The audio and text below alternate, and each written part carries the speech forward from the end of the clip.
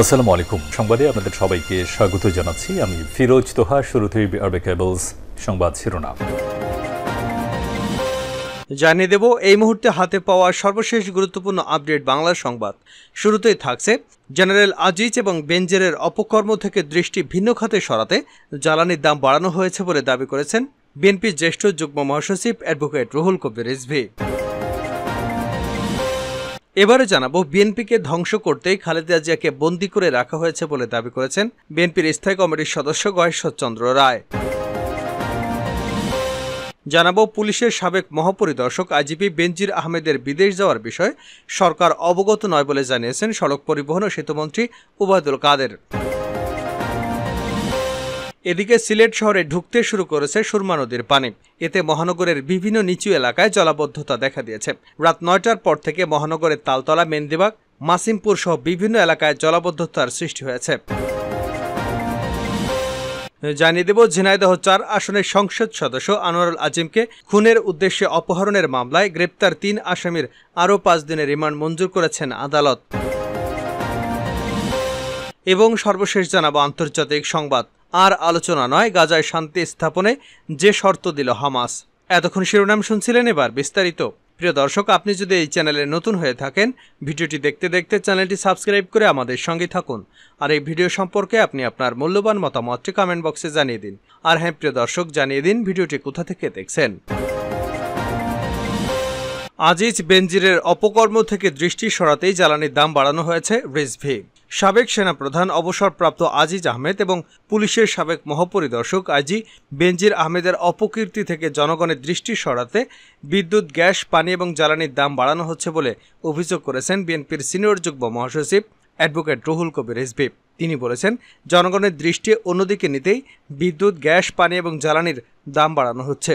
জনগণ এ নিয়ে হইচই করুক, আর বেনজির আজিজের দিকে যেন নজর না যায়, মনোযোগ যেন অন্যদিকে থাকে। এগুলো এখন সবার চোখে ভাসছে, এ কারণে তারা এর দাম বাড়াচ্ছে। শুক্রবার পানি, বিদ্যুৎ ও গ্যাসের মূল্য অযৌক্তিকভাবে বারবার বৃদ্ধি। বগুড়ায় তারেক রহমানের উদ্বোধনকৃত মুরাল ভাঙার প্রতিবাদে আয়োজিত এক বিক্ষোভ সমাবেশে প্রধান অতিথির বক্তব্যে তিনি এসব কথা বলেন। জাতীয় প্রেস ক্লাবের সামনে বিক্ষোভ সমাবেশের আয়োজন করে বাংলাদেশ নাগরিক অধিকার আন্দোলন। বিক্ষোভ সমাবেশে রুহুল কবির রিজভী আরও বলেন, সেনাবাহিনীর প্রধান এবং পুলিশের প্রধানও যে মাফিয়া তন্ত্রের সঙ্গে যুক্ত সেটা জনগণ কিছুটা হলেও জানেন, বিস্তারিত জানত না। তারা আন্দোলন দমন করেছে, তৎকালীন আইজিপি প্রকাশ্যে হুমকি দিয়েছে, কিন্তু ওরা নিজেরাও যে এত বিত্ত বৈভবের মালিক এটা জনগণ এখন জানছে। কেন তাদের এই সুযোগ দেওয়া হয়েছে? কারণ ওরা তো বিএনপির মিছিল, বিএনপির কর্মসূচি, আন্দোলনকারী মানুষের যে কোনো ধরনের সভা সমাবেশ তারা অত্যন্ত নির্দয়, নির্মমভাবে দমন করেছে। এর পুরস্কার হিসেবে শেখ হাসিনা তাদের একের পর এক পদোন্নতি দিয়েছেন। বেনজির সাহেবকে এসপি থেকে পুলিশ কমিশনার থেকে আইজিপি করেছেন। আর উনি যে অপকর্ম করেছে শেখ হাসিনা সেগুলো দেখেও না দেখার ভান করেছেন, কারণ তিনিই তো অবৈধ। তিনি অবৈধ প্রধানমন্ত্রী থাকার জন্য এ সমস্ত লোকেরা অত্যন্ত নিবেদিত প্রাণ হয়ে কাজ করেছেন। নিবেদিত প্রাণ হয়ে কাজ করার জন্য তাদের পুরস্কৃত করা হয়েছে, তাই তাদের বিরুদ্ধে কোনো ধরনের ব্যবস্থা নিতে পারেনি তারা। বিএনপিকে ধ্বংস করতে খালেদা জিয়াকে বন্দী করে রাখা হয়েছে গয়েশ্বর। বিএনপির স্থায়ী কমিটির সদস্য গয়েশ্বরচন্দ্র রায় বলেছেন, বিএনপিকে ধ্বংস করতেই খালেদা জিয়াকে প্রায় ৭ বছর বন্দী করে রাখা হয়েছে। সরকারের সেই হীন প্রচেষ্টা ব্যর্থ হয়েছে। তারেক রহমানের নেতৃত্বে বিএনপি আরও বেশি শক্তিশালী হয়েছে। আজকে দেশের মানুষের আস্থার স্থলে পরিণত হয়েছে তারেক রহমান। আজকে এই তারেক রহমানকে দেশে ফিরিয়ে এনে বিচারের মুখোমুখি করার কথা বলছেন প্রধানমন্ত্রী। যেদিন সে আসবে তার ঢেউয়ে আপনারা কোথায় ভেসে যাবেন তা চিন্তা করুন। শুক্রবার দুপুরে বিএনপির নয়াপল্টনের কার্যালয় নিচতলায় প্রয়াত রাষ্ট্রপতি এবং বিএনপির প্রতিষ্ঠাতা জিয়াউর রহমানের ৪৩তম মৃত্যুবার্ষিকী উপলক্ষে আলোকচিত্র প্রদর্শনী অনুষ্ঠানে প্রধান অতিথির বক্তব্যে তিনি এসব কথা বলেন। জাতীয়তাবাদী ছাত্রদল আয়োজিত আলোকচিত্র প্রদর্শনী অনুষ্ঠানে সভাপতিত্ব করেন ছাত্রদলের সভাপতি রকিবুল ইসলাম রাকিব। গয়েশ্বর বলেন, প্রধানমন্ত্রী প্রায় বলেন, যুদ্ধের সময় খালেদা জিয়া কোথায় ছিলেন?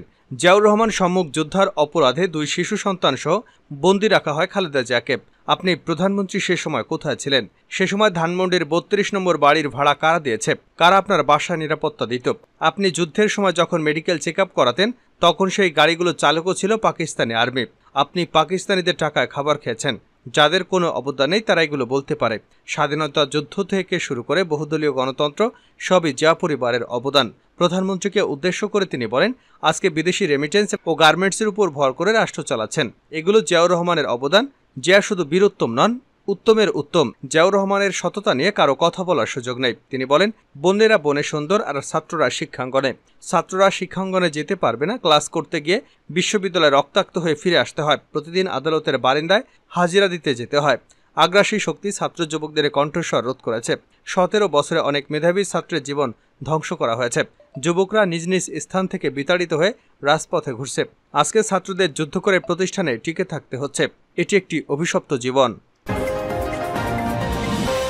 বেনজিরের বিদেশ যাওয়ার বিষয়ে সরকার অবগত নয়, ওবায়দুল কাদের। পুলিশের সাবেক মহাপরিদর্শক বেনজির আহমেদের বিদেশে যাওয়ার বিষয়ে সরকার অবগত নয় বলে জানিয়েছেন সড়ক পরিবহন ও সেতুমন্ত্রী ওবায়দুল কাদের। শুক্রবার দুপুরে ধানমন্ডিতে প্রধানমন্ত্রীর রাজনৈতিক কার্যালয়ে এক সংবাদ সম্মেলনে একথা বলেন তিনি।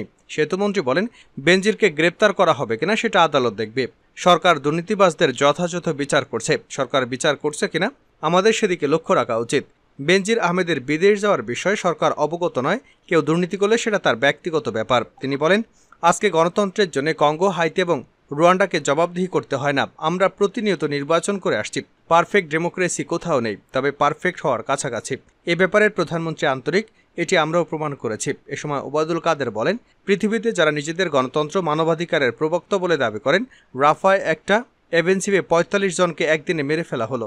সারা দুনিয়া এমনকি ইউরোপীয় ইউনিয়নও কন্ডেম করল। সেখানে মানবতার প্রবক্তাদের নিরাপত্তার বিষয়ক উপদেষ্টা বলেন, রাফায় এখনও রেড লাইন অতিক্রম করেনি। তাহলে মানবাধিকার কোথায়?